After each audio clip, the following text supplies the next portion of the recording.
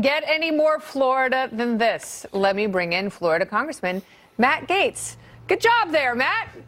Oh, thanks, Kennedy. I think we just found a new box of ballots for Al Gore recently. Yeah. Down in the People's Republic of Broward County. He's still president. I hear you. You know, what's most frustrating is that time and again we've seen state statutes, constitutional provisions, court orders violated, and to date there haven't been consequences, but that may change. Just today, the Florida Secretary of State's office sent a criminal referral based on emails uncovered from Florida Democratic Party staffers where they were instructing people on how to alter forms to count vote-by-mail ballots that should not be counted by law. So I think the consequences could just be piling up here. Yeah, because it was basically go ahead and throw those votes in, because when we file a lawsuit, they will be court ordered for revotes.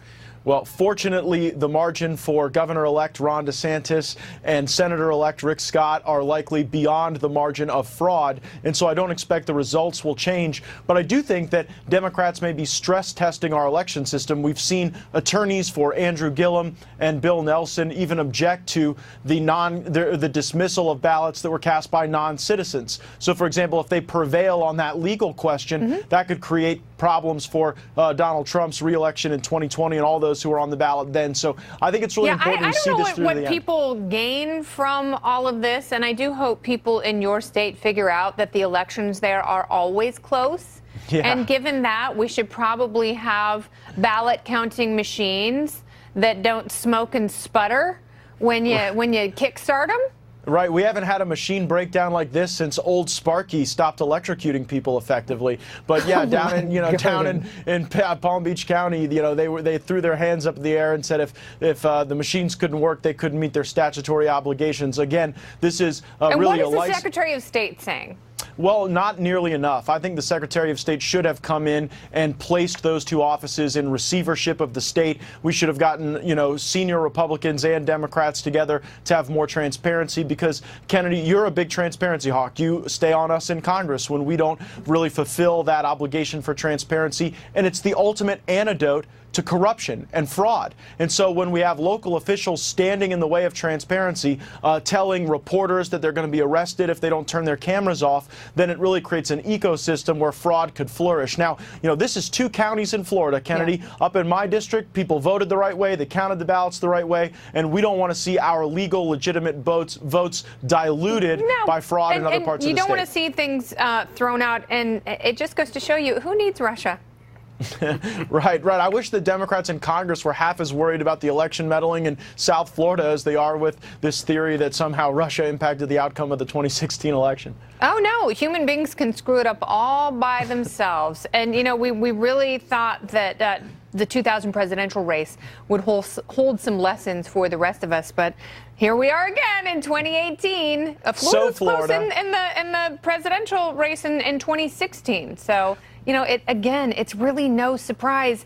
And Palm Beach County, and this is so shocking, had $11 million set aside for new vote counting machines. And they decided not to get them because, I don't know, someone hid the catalog in the break room.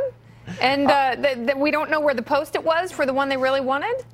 Well, no justification for it whatsoever. If our laws matter, we got to follow them. And when people don't follow them, there have to be consequences, or they didn't really matter very much in the first place. Ron DeSantis will be sworn in as Florida's next governor, and my hope is that he takes a thoughtful and thorough look at a lot of these irregularities. And let's just get some competent people who can be a fair referee. Is that too much to ask? Count the ballots the way that they're cast? No, and when things are going teats up, you can't sit there and talk about what a stunning job you're doing.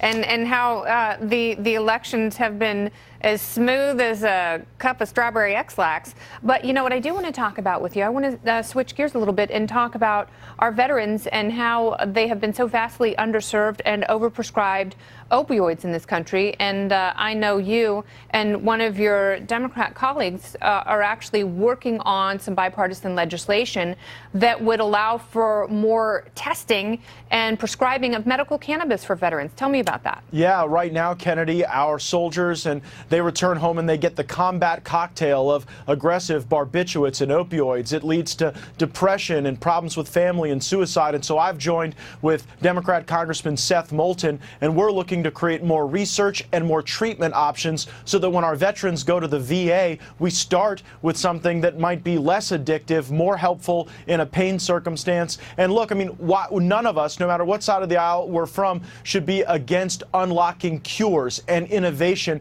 and more opportunities for people to live better lives. So I think cannabis reform is one step in that process, and this should not be partisan. Republicans and Democrats should be working together to unlock those cures and liberate ourselves from these dogmas of a generation past that said that cannabis is bad in all circumstances. Well, it can it's not be a medicine, generation past. That was an Attorney General 10